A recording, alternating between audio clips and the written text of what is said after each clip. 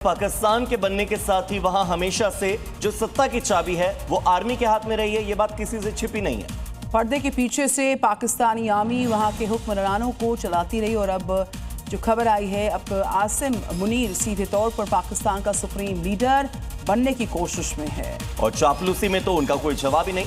देखिए ये रिपोर्ट, जिसका सबूत ये दो तस्वीरें हैं। एक तरफ ईरान के प्रतिनिधि से मुलाकात और दूसरी तरफ जब अमेरिकी उपराष्ट्रपति से मिले। इन दोनों तस्वीरों में आपको आसिम मुनीर की चापलूसी नजर आएगी। पहले जब ईरानी प्रतिनिधि मंडल से मिले तो आसिम मुनीर फौज की वर्दी में थे और ईरानी प्रतिनिधि मंडल के साथ दिखे। तस्वीरों में देखिए पाकिस्तान के मंत्री पीछे चल रहे हैं जबकि आसिम मुनीर ईरानी विदेश मंत्री के साथ दिख रहा है।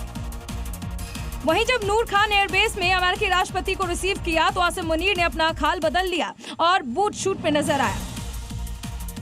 ईरान और अमेरिका की वार्ता के बीच यूएस का बड़ा एक्शन देखने को मिला। हॉर्मुज से माइंस हटाने की तैयारी कर रहा है यूएस ने 2 डिस्ट्रॉयर भेजे और डिस्ट्रॉयर ने हॉर्मुज में अपना पूरा अभियान शुरू कर दिया। अमेरिका ने 2 घातक डिस्ट्रॉयर्स भेज दिए हैं।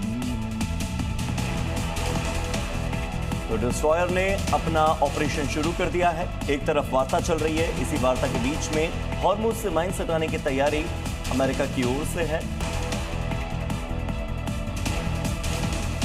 तो अमेरिका और ईरान में हुए सीज़फायर पर पाकिस्तान खुद ही क्रेडिट लेता हुआ नजर आ रहा है।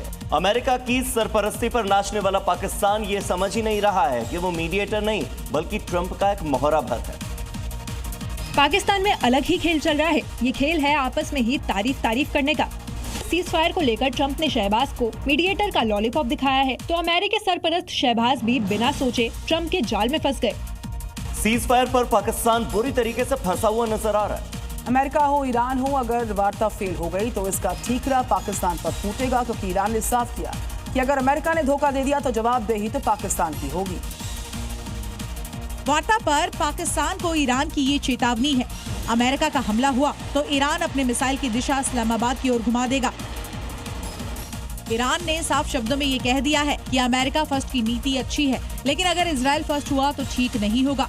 इस्लामाबाद में चल रही बातचीत का नतीजा अमेरिका की प्राथमिकताओं पर निर्भर करेगा। वार्ता के बीच सबकी नजर फिलहाल वही पाकिस्तान पर टिकी हुई है, क्योंकि इस पूरी डील में पाकिस्तान ट्रंप के मोहरे की तरह काम कर रहा है, जिसे जब चाहे अमेरिका किसी भी तरीके से इस्तेमाल करता रहा है।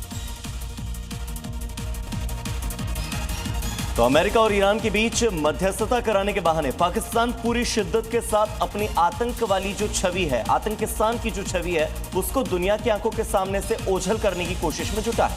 चाहे वो वेंस के विमान को एस्कॉर्ट करना हो या फिर इस्लामाबाद के होटल सरीना को कर्ज मांगकर झपकाना।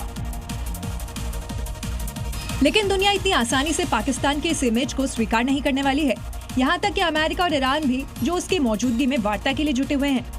भारत में भी एक सियासी धड़ा इसे पाकिस्तान के भारत पर दबदबे के तौर पर देख रहा था, जिसे लेकर अब शशि थरूर ने बड़ी टिप्पणी की है। अगर वार्ता सफल रही तो ये दुनिया के लिए अच्छा है, लेकिन पाकिस्तान के लिए तब अच्छा होगा जब वो आतंक से नाता तोड़ेगा।